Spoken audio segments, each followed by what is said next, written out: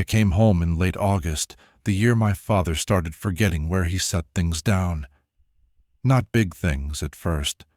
A wrench in the freezer, the mail in the oven, unopened. He'd laugh about it the way he laughed about everything that scared him, which is to say, not really laughing, more a long breath through the nose. My mother had been gone almost 6 years by then, and the farm had been running on his stubbornness and the goodwill of 2 neighbors who came over at planting and harvest, because that's what people had done for his father, and his father before that. I drove out from the city on a Friday with 2 suitcases and a box of books I never unpacked, and I told myself it was for a season. I want to be honest about that. I told myself a lot of things that first week. The place sits on a quarter section in the eastern part of the state, where the land goes flat enough that on a clear morning you can see the grain bins of the next farm 3 miles off, small as salt shakers on a long table. Corn on 3 sides of the house, beans on the 4th that year. A windbreak of cedar and box elder along the north, planted by my grandfather when my father was a boy. A gravel drive long enough that you can hear a vehicle turn off the county road a full minute before it reaches the porch. The barn is older than the house. The house is older than anyone alive who'd want to claim it. I'm not going to pretend the work was poetic. It wasn't. The first 2 weeks I did nothing but try to catch up on what my father had quietly let slide. The south fence line had 3 posts, leaning so far they'd almost laid down to rest. The combine had a hydraulic leak he'd been topping off instead of fixing. The mudroom screen door had a hole in it, big enough that I found a barn cat sleeping on the washing machine one morning, looking at me like I was the one trespassing. I made lists on the back of seed catalogs at the kitchen table. I drank coffee that had been sitting on the burner so long it tasted like a penny. My father would come down around 7, sit across from me, read the lists upside down, and say nothing about them. That was his way of approving. The first night I heard something in the corn, I didn't think anything of it. I want to be clear on that. I'd grown up with that field. I knew the sound of a deer crashing a row, the dry paper hiss of leaves when the wind shifts at dusk, the way a raccoon will move through the rows like a drunk uncle, bumping things, not caring. What I heard that first night was just movement, maybe 40 yards off the porch, in a part of the field where the rows ran east to west. I was on the steps having a cigarette I wasn't supposed to be smoking, and I listened to it the way you listen to a clock you've stopped noticing. Something walking, pausing, walking again. I figured a coyote, decided it was none of my business, and went inside. The howling started maybe 4 nights later. I remember because it was the night I'd finally gotten the combine to stop bleeding fluid, and I was sitting at the table, feeling pleased with myself in that small way that's mostly just relief. The window over the sink was open. The howl came in on the same air as the smell of cut grass and somebody's burn pile a half-mile off. It was a coyote sound almost. The shape of it was right, but the timing was wrong. A coyote calls and waits, calls and waits. This one held the note too long, and the wait afterward was too short. Like something out of breath was trying to remember how the song went. My father was in the front room with the television muted, the way he watched it now, and he didn't look up. I told myself he was hard of hearing. I knew he wasn't. It came back the next night and the night after, always somewhere in the field, always at a distance that suggested it was being polite about the distance. I started keeping a flashlight on the porch rail. I found tracks at the field edge on the 3rd morning, where the grass meets the first row, and that was when I started paying real attention, because the tracks were strange, and I couldn't make them strange in any one direction. Some of them looked like a big dog or a coyote, the heel pad and the four toes, but deeper than they should have been, like whatever made them was heavier than its own shape. Others looked like a person had walked there barefoot. Not a child, not a man exactly either. The arch was wrong, the toes too long. I crouched there with my coffee going cold in my hand, and I told myself 100 things at once. Somebody's playing a joke. Somebody walked through here in those toe shoe sneakers people wear. A deer overlapped a person's print, and my eye is making patterns. I told myself all of it, and then I covered the prints with a board so my father wouldn't see them, and I went and fixed the gate hinge I'd been meaning to fix. I want to talk about my father for a minute because he matters to this. He was not a superstitious man. He was a Lutheran who treated church the way he treated the post office. Somewhere you went because it was part of being a person. He didn't tell ghost stories. He didn't read the almanac for omens, only for the frost dates. But there were certain corners of the property he wouldn't walk to anymore, and I'd noticed it without naming it. The northwest corner, past where the irrigation pivot used to stand before they took it out in the 80s, an old drainage ditch on the back 40 that had been allowed to fill in with volunteer trees, a square of corn, maybe 10 rows by 10, near the middle of the west field, that always grew thinner than the rest, no matter what was planted there, or how much was put down. I'd asked him about that square once, when I was maybe 12. He'd said the tile was bad through there. When I asked, later that same summer, why we didn't fix the tile, he'd said it wasn't worth what it would cost, and changed the subject so completely that I forgot I'd asked. I bring this up because the howling I started to notice came mostly from that side.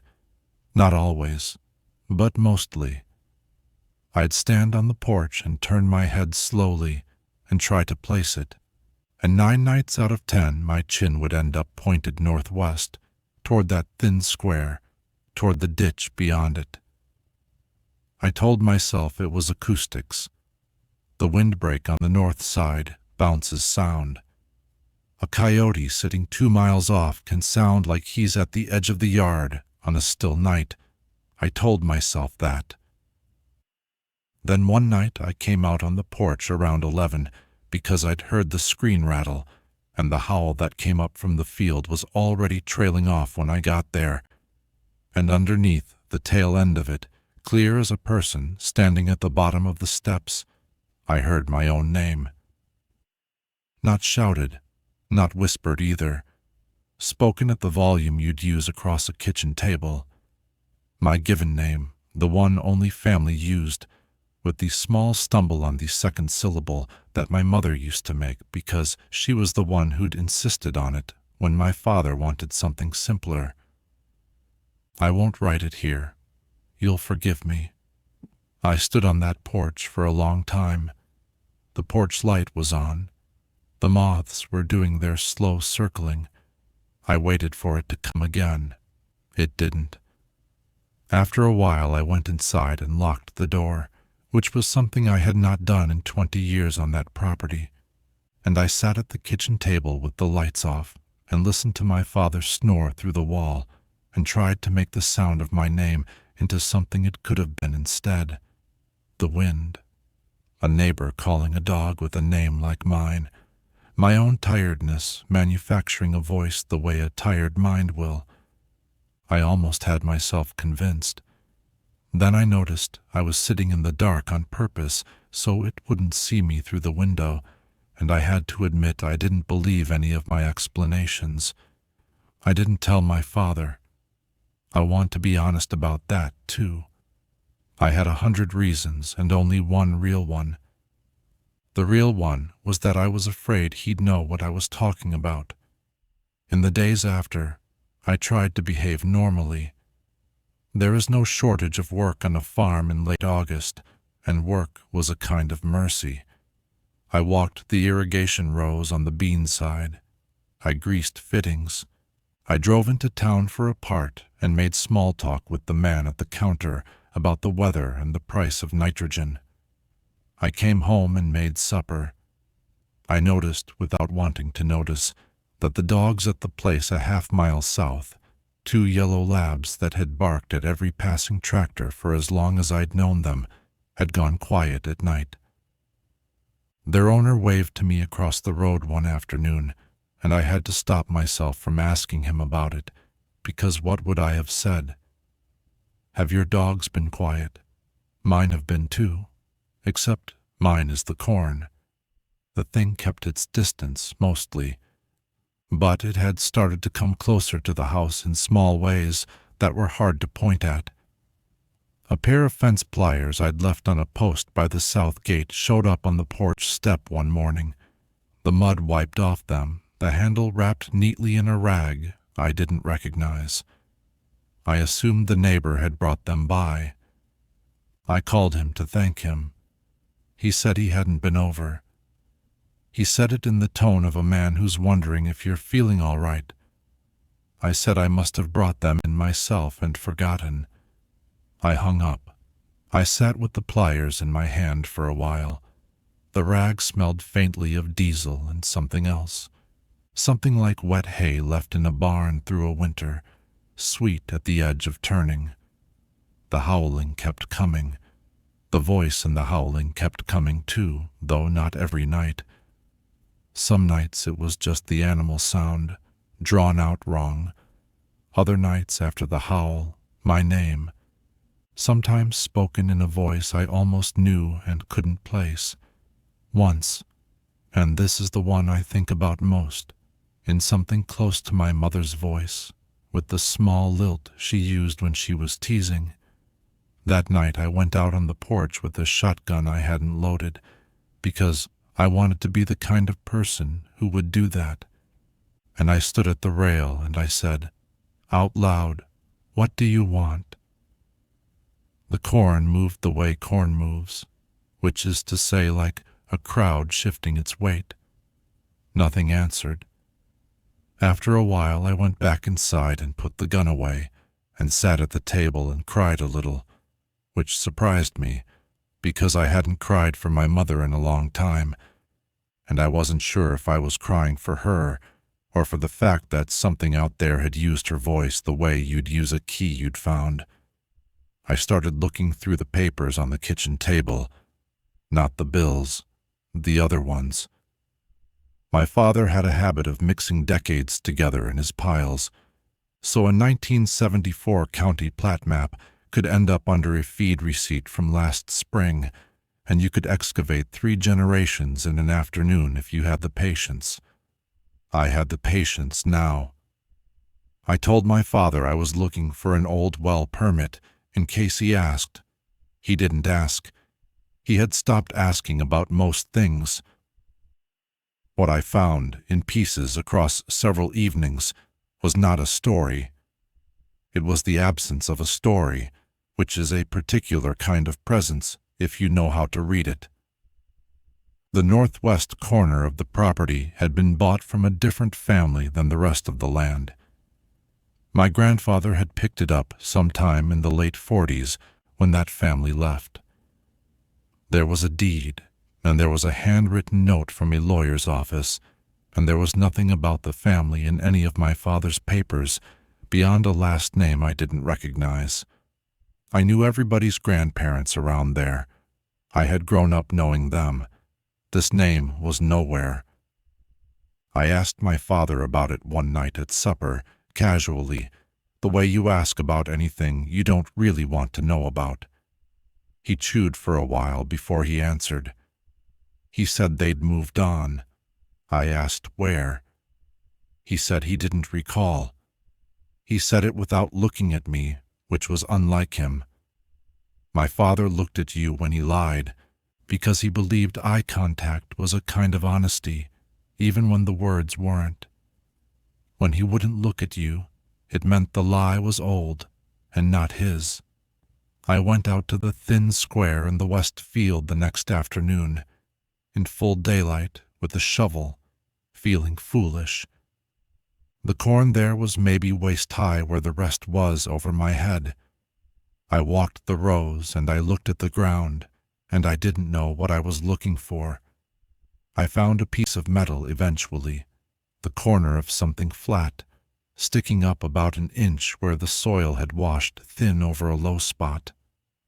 I brushed at it, and it was a marker of some kind, a square of iron with a number stamped into it, the kind they used to use at the corners of old parcels before survey pins. It wasn't where any current corner was. It was sitting in the middle of a field that had been one piece of ground my whole life. I left it where it was. I didn't dig. I told myself I'd come back with my father's old plat book and figure out what corner it had been. I didn't go back for almost a week. That was the week the storm came through. We get them in August, the kind that build all afternoon out of a clear morning and break around supper time with hail the size of nothing important and wind that can lay down a quarter section of corn if it hits wrong. This one didn't lay the corn down, but it took the power out around 9, and it took the phone with it, which happens when a line comes down somewhere between us and town.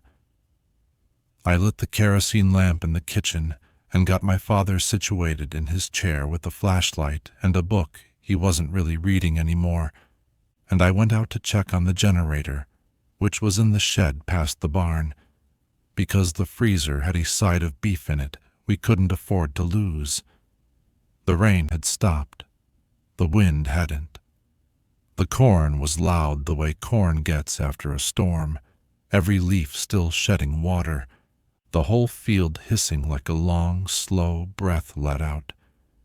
I had the flashlight in my left hand and a wrench in my right, because the generator pull-start had been temperamental, and I was halfway between the barn and the shed when I heard it howl, and it was close, closer than it had ever been, close enough that the sound came up through my feet as much as my ears.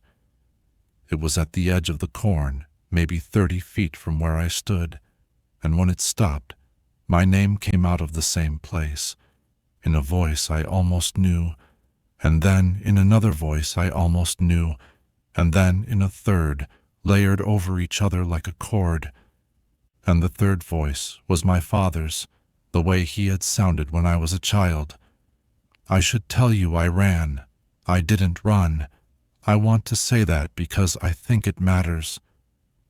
I stood there with the flashlight off, because I had turned it off without deciding to, and I looked at the wall of corn, and I could see, just at the edge, a shape.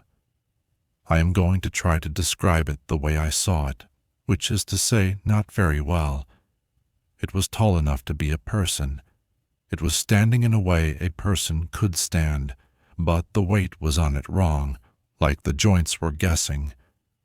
The head was lower than the shoulders, or the shoulders were too high. I couldn't see the face. I want to be clear about that. I never saw the face.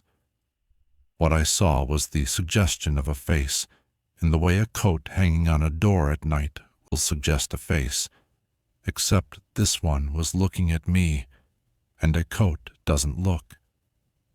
The corn moved around it without moving the way the rest of the corn was moving. That's the thing I keep coming back to.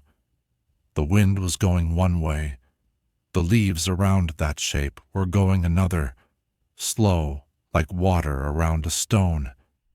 It said my name again, just the once. And then it turned, in a way that wasn't quite turning, and it walked into the field, and the corn closed behind it the way curtains close. And from the sound of its going, I could tell, without any doubt at all, that it was walking northwest, toward the thin square, toward the ditch beyond it. I followed. I am not proud of this. I am not ashamed of it either. I think when something has been calling your name for 2 weeks, there comes a point where not following it is its own kind of answer, and I wasn't ready to give that answer yet. I left the generator. I left the flashlight off. I walked into the corn at the row where the shape had gone in, and I walked the way you walk in the dark on land you've known your whole life, which is mostly by feel and by the small map your feet remember. It didn't lead me far, maybe 100 yards. The corn opened into the thin square the way it always had, and the moon was up enough by then that I could see the ground. The shape was on the other side of the square, at the edge where the corn started again. It wasn't moving. It was waiting. I want to say it was looking at me, but I've already told you I never saw the face. It was oriented toward me. That's the truest word. I stood at the edge of the thin square and I didn't go any closer. There was a place in the middle of that square, a low spot I had walked past my whole life without thinking about, and I could see now, with the moon on it, that the ground there was a different color than the ground around it. Not by much. Enough. It was the shape of a rectangle. It was the size of a rectangle that someone, a long time ago, had dug. I am not going to tell you what I think is under that ground. I have an idea. I have looked since at the records I could find, and I have written to a county office about a family that left this part of the state in 1947, and I have not heard back, and I am not sure I want to. I think my grandfather knew. I think my father knew that my grandfather knew, which is a different and lighter kind of knowing, the kind you can carry your whole life if you don't poke at it. I think the land was bought cheap because of what was on it, and I think nobody asked why it was cheap, because in those years you didn't, and I think the howling has been going on, in some form, longer than I have been alive. I think my father heard it when he was younger, and decided not to hear it. I think his father heard it and made the same decision. I think the thing in the corn has been waiting the whole time for someone in the family to come back and stand at the edge of that square and not turn away. I stood there until the shape was gone. I didn't see it leave. One moment it was at the far edge, oriented toward me, and the next, the corn there was just corn, moving with the rest of the wind. I walked back to the house. I started the generator eventually. The freezer was fine. My father was asleep in his chair with the book open on his chest, and I sat across from him for a while in the lamplight and watched him breathe, and I thought about all the things I was not going to ask him. I'd like to tell you the howling stopped after that night. It didn't, not at first. It came 3 more nights, and each time it was further off, and each time it sounded a little less like an animal and a little more like something clearing its throat in a language I almost recognized. My name in it, still, but softer, not a call, more like a person saying a name to themselves to remember it. After the 3rd night, it didn't come again. I didn't tell my father any of it. I told him, instead, that I thought we should let the thin square go fallow next year, that the tile was bad through there and it wasn't worth the seed. He looked at me across the table for a long moment, and I watched him decide not to ask what I'd seen. He said that sounded fine. He said his father had said the same thing once, and he'd disagreed at the time, and maybe he'd been wrong too. That was as close as he came to it. That was as close as I let him come. I'm still on the farm. I'd thought I'd be back in the city by Christmas, and I wasn't. And then I thought spring, and I wasn't. And at some point I stopped giving myself dates. My father is doing about the same, which around here counts as good. The corn went in this year on the regular ground, and the thin square is in clover, and I walk past it most evenings on my way back from the south fence, and I have not heard a howl in a long time. I have heard once or twice, on still nights, what I would call a kind of breathing from the direction of the ditch. I don't go to look. I think that's part of the bargain, if there is a bargain. I think the thing in the corn wanted to be acknowledged, not answered, and acknowledging it is something you can do by leaving a square of ground alone and putting clover on it and not asking anybody why. I'll tell you the part that frightens me now, because I said I'd be honest, and I haven't been all the way honest yet. 2 weeks ago, my sister called from out of state. She has a daughter who is 8, and they were planning to come visit at the end of the summer, the way they do. My sister was on the porch at her own house when she called, and she said, in the middle of talking about something else, that the wind out there was strange that night, and that for a second she'd thought she'd heard somebody say her daughter's name from the yard. She laughed about it. She said it must have been a neighbor's television. I laughed, too. I told her it was probably nothing. I told her she should still come visit. I haven't decided yet whether I'm going to tell her not to. I don't know, when I stand on the porch now and listen to the corn, whether I'm afraid of the howl coming back, or of the long quiet that's settled in its place, the kind of quiet a thing keeps when it's already heard what it needed to hear, and has gone looking, patiently, for the next name on a list that was made a long time ago, by people who are no longer here to explain it, on land that remembers anyway.